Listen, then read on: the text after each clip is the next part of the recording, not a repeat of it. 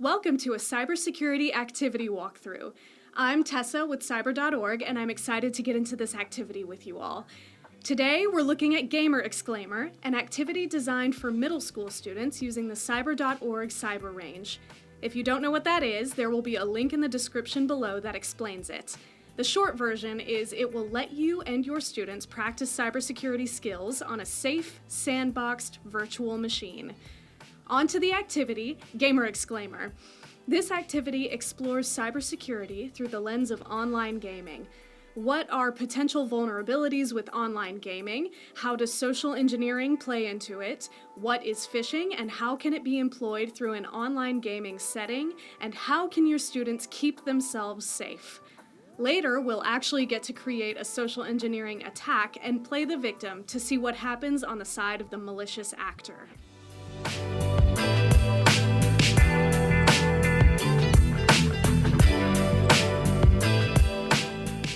All of the resources I'm going to share can be found at no cost through our learning management system.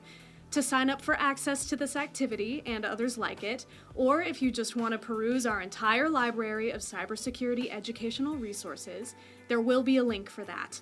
Lastly, you'll need access to the cyber.org cyber range, and there will be a link for that too. For this activity, there are guided notes, with and without answers, a PowerPoint presentation, and a lesson guide available for download. Now, on to the activity. First, we want to discuss what is social engineering. Social engineering is basically using your environment and the manipulation of social interactions to gain access to something, most often a device or even just information. Examples of social engineering in person would be shoulder surfing, which is looking over someone's shoulder in a public place to see what's on their screen, or dumpster diving, which is going through someone's trash cans or dumpsters to find sensitive information.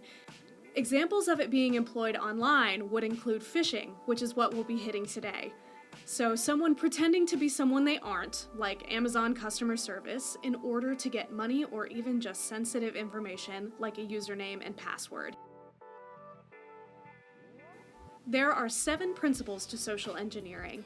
I'm just going to briefly touch on them and highlight the ones that will come into play in this activity, but feel free to spend as much time on these as you want.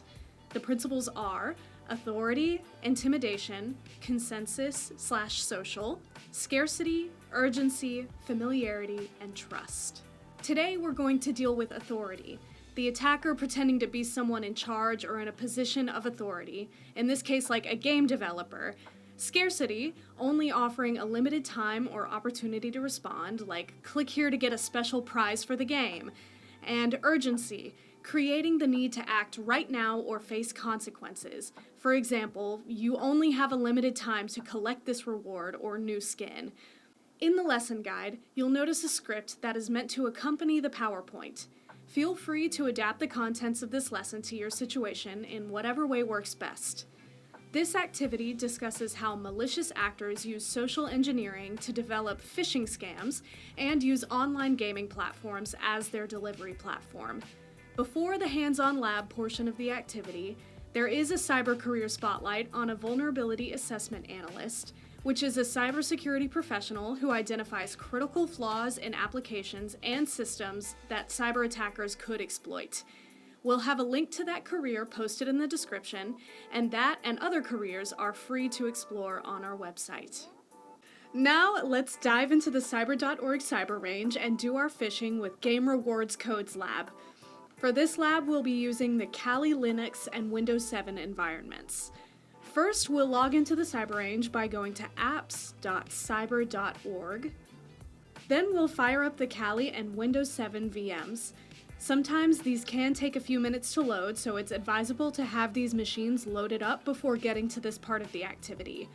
A quick note here, we always encourage a scratch piece of paper or another way to notate the IP addresses of the machines the students will be using. Now that our machines are up, let's get a tab with our Kali machine open and another with our Windows 7 machine. We'll be using Kali for the first part of the lab. First, we'll open up the terminal by clicking the black square in the menu at the top left. It can take a few seconds to open.